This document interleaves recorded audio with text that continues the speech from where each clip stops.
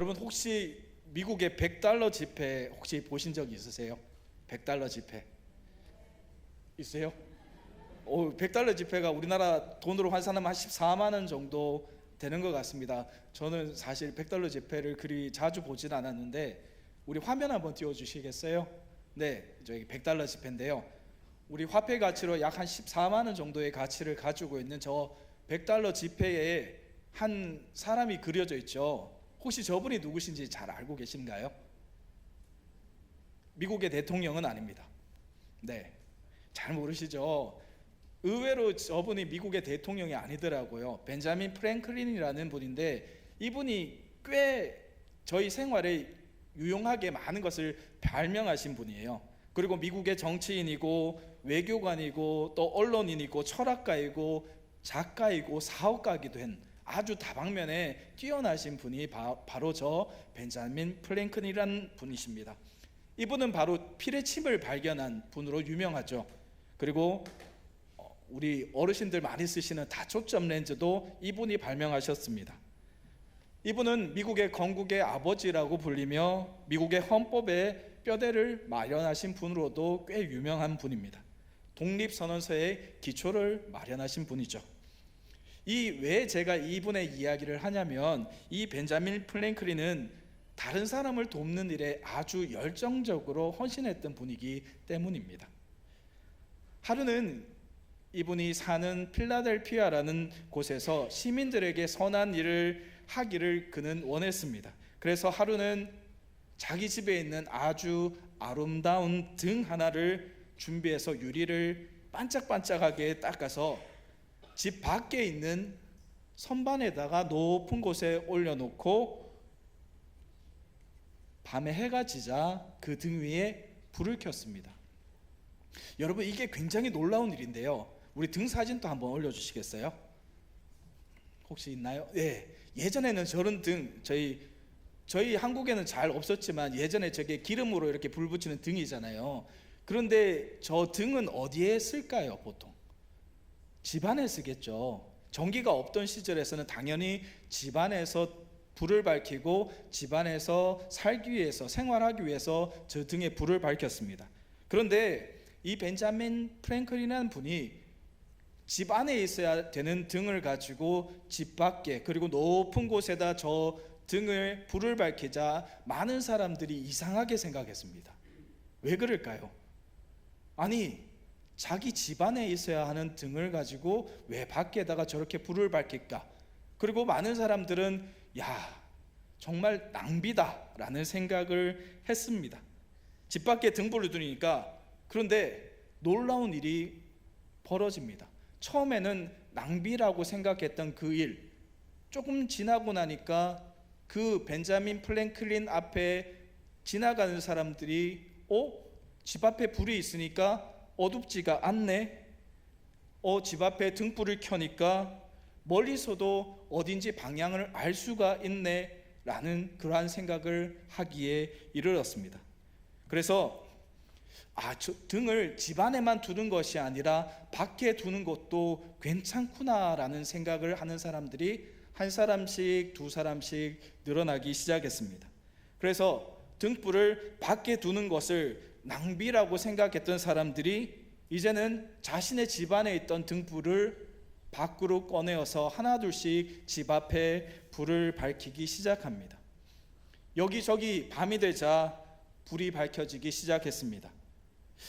여러분 가만히 한번 생각해 보실까요? 이제 그들이 사는 곳은 어떻게 되었을까요? 길거리가 이제는 조금씩 군데군데 환해지기 시작했습니다. 그리고 마을이 점차 밝아지기 시작했습니다.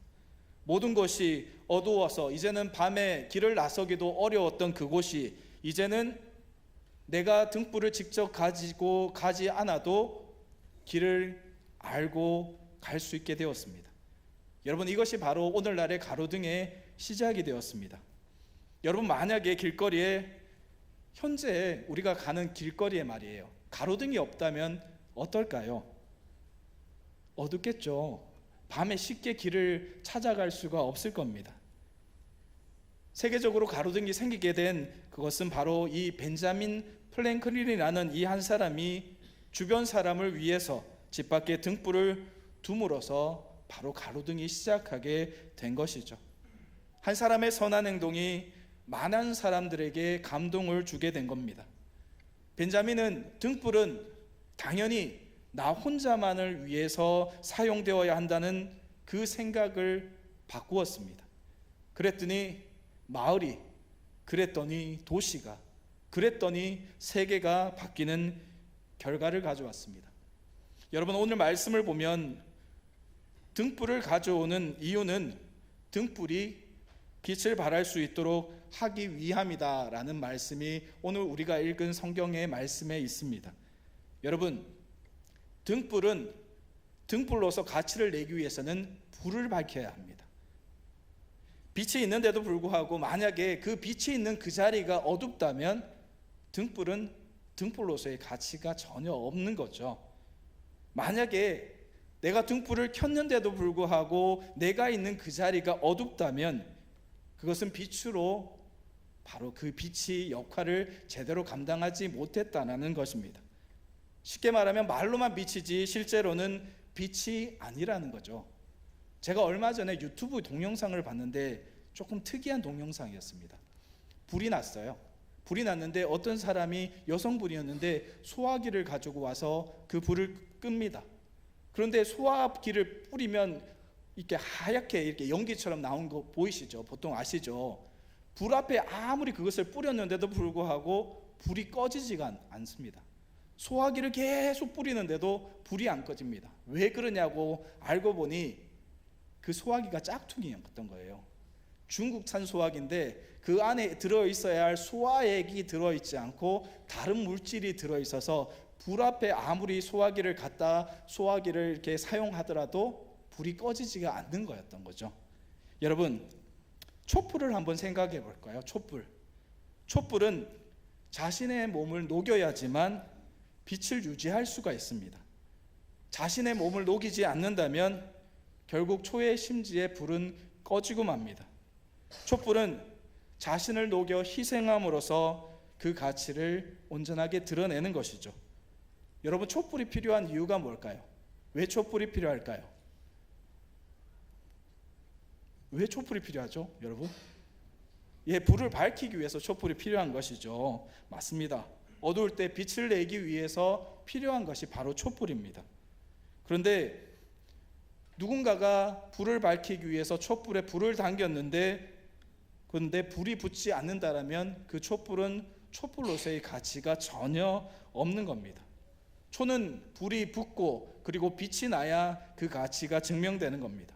여러분, 초에 불이 붙고 빛이 나는 것은 바로 선택사항이 아니라 당연한 필수사항이라는 말씀이죠. 초로 만들어졌다면 그것은 당연한 의무입니다. 사랑하는 여러분, 우리 믿음의 성도들도 마찬가지입니다.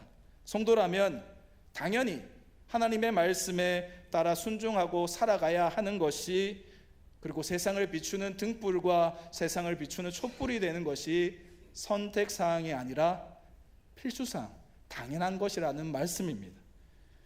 성도로서 가질 수 있는 권리만 찾고 누리기만 해서는 안 됩니다. 우리가 해야 할 것들은 다 해야 성도로서의 그 가치를 증명할 수 있다라는 말이죠. 그렇다면 도대체 우리는 성도로서 우리가 새겨 행해야 할 것은 무엇일까? 오늘은 이것에 대해서 함께 말씀을 통해서 은혜를 나누겠습니다. 첫 번째인데요, 한번 해볼까요? 이렇게 이야기하겠습니다. 우리는 아멘하는 성도가 되어야 합니다. 한번 따라하겠습니다. 시작. 우리는 아멘하는 성도가 되어야 합니다. 여러분, 아멘이라는 말씀 잘 알고 계시죠? 무슨 뜻인가요? 동의합니다. 나도 그렇게 생각합니다. 나도 그렇게 확신합니다. 라는 뜻이 그 아멘 속에 담겨 있습니다. 말씀에 대해서 아멘 이렇게 한다는 것은 그 말씀에 대해서 내가 동의하고 수용합니다. 그리고 내가 그 말씀을 듣겠습니다. 내가 그 말씀대로 살기를 원합니다. 라는 것이 그 아멘 속에 포함되어 있는 것이죠. 여러분 하나님의 말씀을 들을 때 어떻게 들으십니까? 아멘 이렇게 들으십니까? 우리가 아멘하는 성도가 되어야 한다는 것은 비단 설교의 말씀을 들을 때 아멘이라고 큰 소리로 꼭 표현을 해야 한다는 그러한 말씀은 아닙니다. 말씀을 들을 때 아멘 이렇게 하는 것 중요합니다. 하지만 아멘이라고 말하는 그것보다 더 중요한 것은 바로 아멘으로 사는 삶이 중요하다는 말씀을 드리고 싶습니다. 첫 번째 아멘하는 성도가 되어야 한다는 것은 바로 이것입니다. 로마서 10장 10절 말씀을 함께 보도록 하겠습니다. 로마서 10장 10절 말씀입니다. 함께 보겠습니다. 시작. 사람이 마음으로 믿어 의에 이르고 입으로 시인하여 구원에 이르느니라. 아멘. 맞습니다, 여러분. 입으로 말씀에 시인하고 말씀에 아멘 하는 것 중요합니다. 그리고 삶에서도 그 말씀대로 아멘 하는 것이 중요합니다. 그리고 마태복음 5장 15절에서 16절 말씀도 한번 보겠습니다. 우리 함께 읽도록 하겠습니다. 시작. 사람이 등불을 켜서 말 아래 두지 아니하고 등경 위에 두나니 이러므로 집안 모든 사람에게 비치느니라. 이같이 너희 빛이 사람 앞에 비치게 하여 그들로 너희의 착한 행실을 보고 하늘에 계신 너희 아버지께 영광을 돌리게 하라. 아멘. 너희의 빛이 사람 앞에 비치게 하여 그들로 너희의 착한 행실을 보고 하늘에 계신 너희 아버지께 영광을 돌리게 하라. 아멘. 여러분, 입으로 아멘하는 것은 나를 구원에 이르게 하는 통로가 됩니다. 그리고 나의 삶이 말씀대로 아멘하고 살아갈 때 우리는 하나님께 진정 영광을 돌리는 삶을 살아갈 수 있게 되는 것이죠. 여러분, 우리는 아멘으로의 삶을 살아가야 하는 분명한 의무가 있는 겁니다. 아멘으로 살아가도 되고 아멘으로 살아가도 안 가도 괜찮은 그러한 것이 아니라 우리는 성도로서 분명하게 말씀에 아멘 하셨다면 그 아멘을 살아가야 하는 것이죠. 여러분, 아멘 해도 되고 안 해도 되고 내 자유야. 예, 맞습니다. 자유일 수 있습니다. 하나님의 성도는 아멘의 고백, 아멘의 삶이 하지만 되어야 합니다. 여러분, 저와 여러분 누구신가요? 하나님의 백성이죠. 하나님의 성도시죠. 그렇죠? 아멘 아니십니까? 맞습니다. 우리는 아멘을 고백하며 아멘의 삶을 살아가는 하나님의 백성이고 믿음의 성도입니다.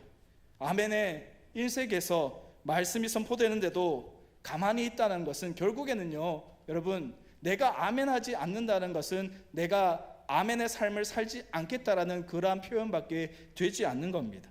입으로 시인하는 것은 아멘으로 살아가는 첫 번째 단계입니다.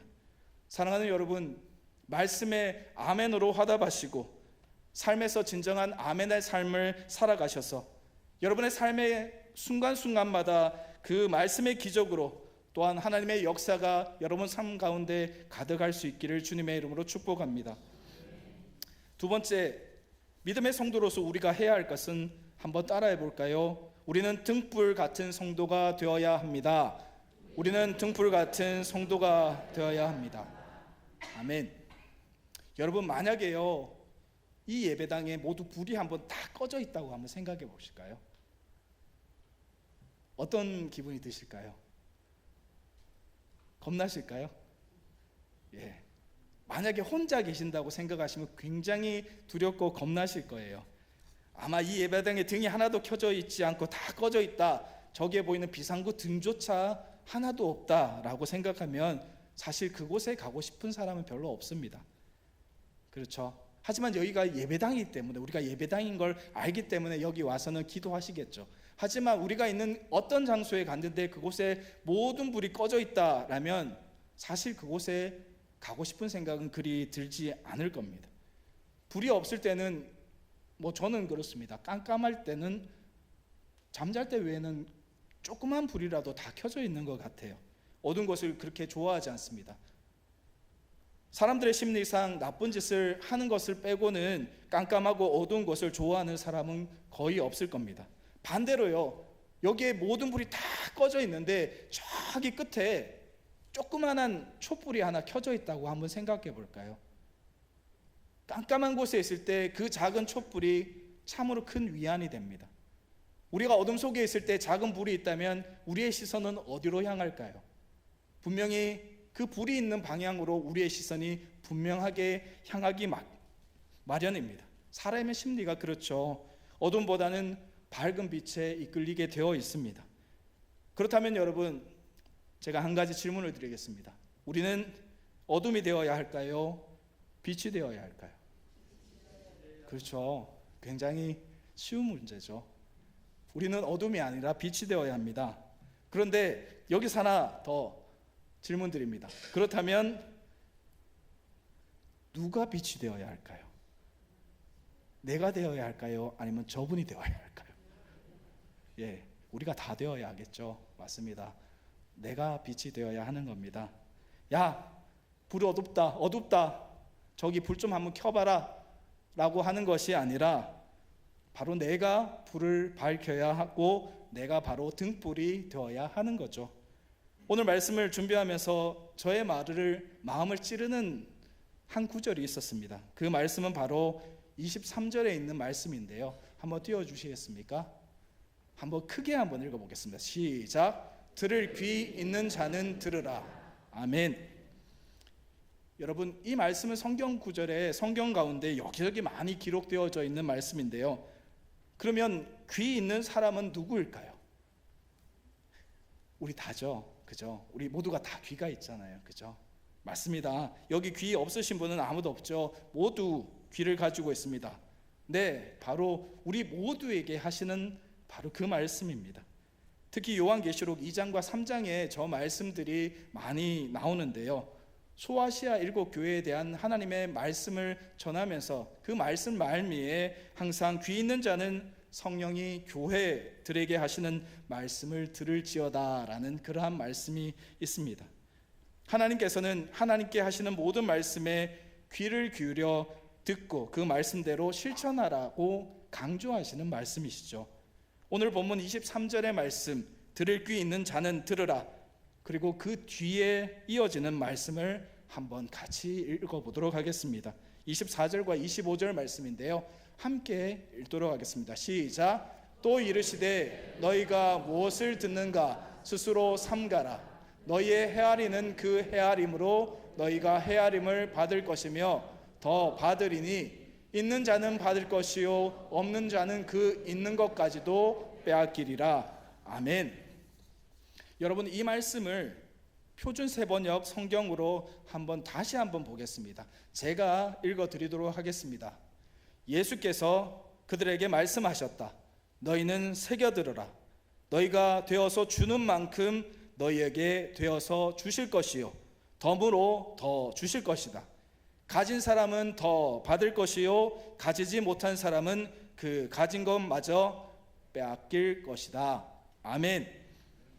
여러분, 이 말씀은 말씀을 온전히 듣고 행하는 사람에게는 참으로 은혜가 되는 능력의 말씀이 됩니다. 하지만 그렇지 않은 사람에게는 오히려 두려움이 되기도 하는 그러한 말씀이죠. 여러분, 그러므로 우리는 어떤 성도가 되어야 할까요? 조금 전에 말씀드렸습니다. 등불과 같은 성도가 되어야 하는 겁니다. 내가 직접 불을 밝히고 내가 직접 등불이 되는 그런 성도가 되어야 하지 않을까요? 여러분, 기억하십시오. 내가 등불이 되어서 세상을 비추는 빛이 되고 내가 등불이 되어서 나를 태우고 하나님을 일을 위해서 희생한다면, 그리고 헌신한다면 하나님께서는 더욱 나를 기억하시고 오늘 25절의 말씀처럼 너희는 새겨들으라. 너희가 되어서 주는 만큼 너희에게 되어서 주실 것이요 덤으로 더 주실 것이다. 이렇게 해 주실 것입니다. 여러분, 나중에 시간이 되면 그때 하면 되겠지. 한번 곰곰이 생각해 볼까요? 그렇게 되던가요? 나중에 시간이 나서 그때 가서 하면, 나중에 여유가 생겨서 그때 가서 하면 되던가요? 안 되죠. 예. 지금 하나님의 일에 최우선순위를 두지 않으면서 나의 신앙을 위해서 사실은 아무것도 하지 않으면서 나중에 때가 되면 하겠다는 것은 여러분 참으로 어리석은 생각입니다. 마태복음 25장에 나오는 열처녀의 비유를 한번 생각해 볼까요? 열처녀의 비유, 여러분 너무나 잘 아는 비유지 않습니까? 10명의 처녀가 있었습니다. 신랑을 맞이하러 10명의 처녀가 있었는데 5명의 처녀는 미리 등과 기름을 준비하였지만 5은 등과 기름을 준비하지 않았습니다. 결국 어찌 되었을까요? 신랑을 제때 맞이하지 못한 5명의 처녀는 후회하였습니다. 결국에는 잠치에 참여하지 못하게 되었죠. 여러분, 지금 여러분의 자리에는 불이 들어와 계신가요? 지금 여러분의 모습은 등불이 되어서 자신의 몸을 태우고 계십니까? 아니면 어둡고 깜깜한 자리 그대로 되어 계십니까? 제가 이번에 말씀을 준비하면서 하나님께서 문득 이러한 마음을 저에게 주셨습니다. 여기 전화교회 앞에서부터 저 뒤에까지 촛불로 가득 채워졌으면 좋겠다라는 그러한 생각을 했습니다.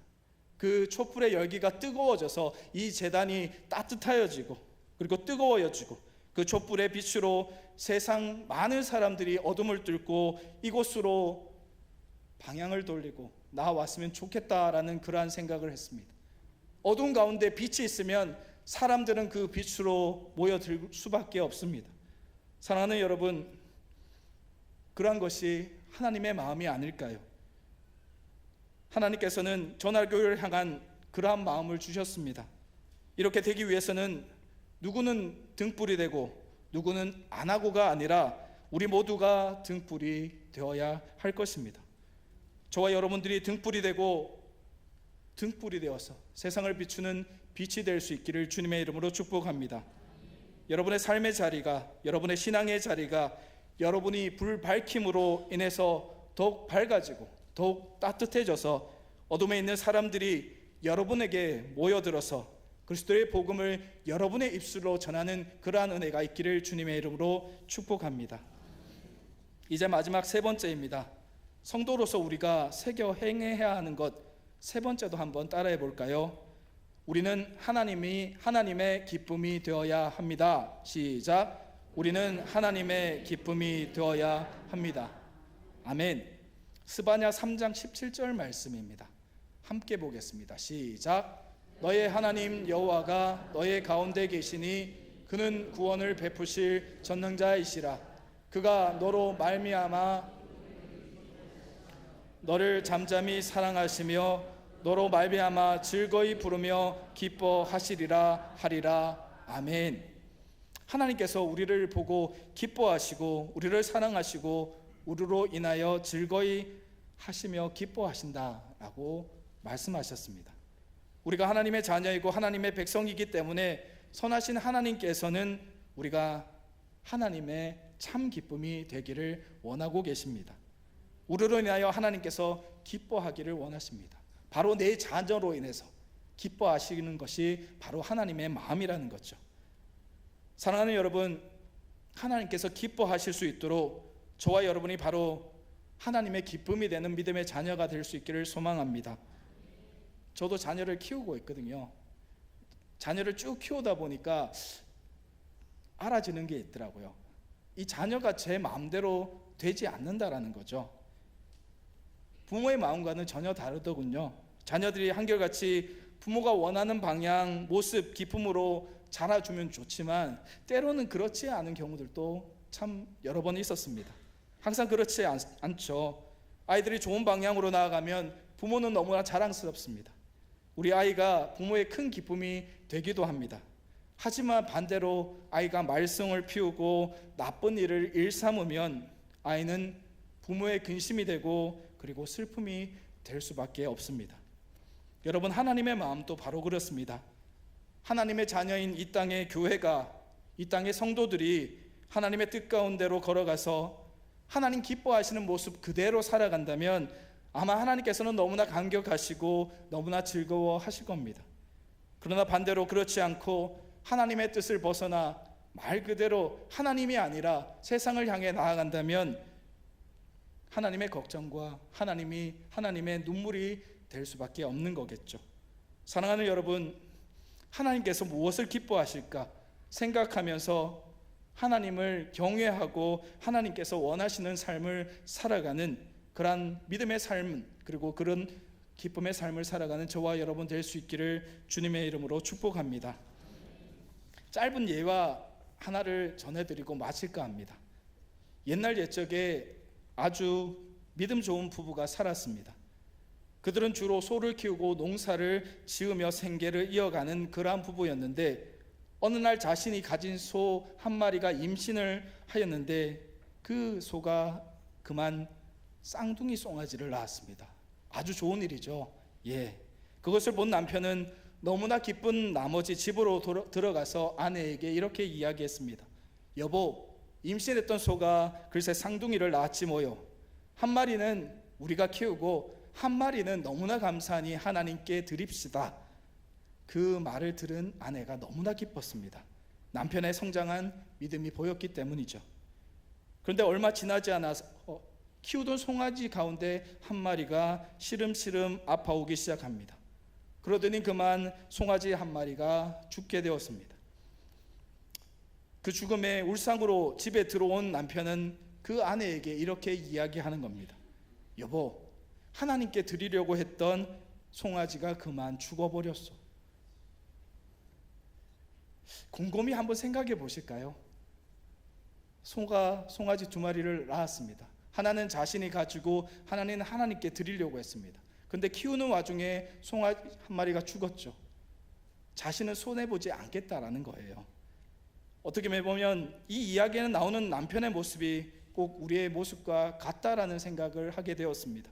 살아있는 송아지는 어떤 것이든 자신의 것이고 죽은 것은 하나님의 것이라는 생각, 자신은 손해보지 않겠다는 생각, 어쩌면 우리는 하나님께 드리는 재물과 마음만큼 이 땅에서도 보상을 받기 원하는 것은 아닐까요? 사랑하는 여러분, 하나님께 드려야 하는 것은 어느 것이라고 정해진 것은 하나도 없습니다. 나의 전부를 드려야 하는 겁니다. 나의 시간도 드려야 하고 나의 헌신도 드려야 하고 나의 재능이 있다면 그것조차도 하나님께 드려야 하는 겁니다. 교회에서 드려야 하는 사람이 따로 정해져 있는 것도 아닙니다. 하나님 앞에 믿음의 성도로서 살아가십시오. 사랑하는 저와 여러분들이 오늘 말씀에 아멘으로 화답하시고 아멘의 삶을 살아갈 수 있기를 주님의 이름으로 축복합니다.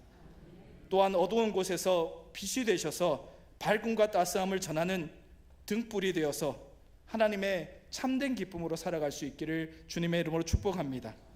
무엇보다 하나님께서 하시는 그 말씀 따라서 하나님의 뜻을 온전히 깨닫고 그대로 하나님의 기쁨으로 살아가셔서 하나님을 즐겁게 하고 하나님의 웃음이 되는 그러한 하나님의 참 백성 되는 저와 여러분 되셔서 날마다 하나님께서 다스리시는 그곳에서 하나님께서 우리를 통해서 일하시는 모습을 경험하시며 우리의 모습 속에서도 항상 기쁨과 즐거움이 넘쳐나는 그러한 삶을 살아가는 저와 여러분 될 수 있기를 주님의 이름으로 축복합니다.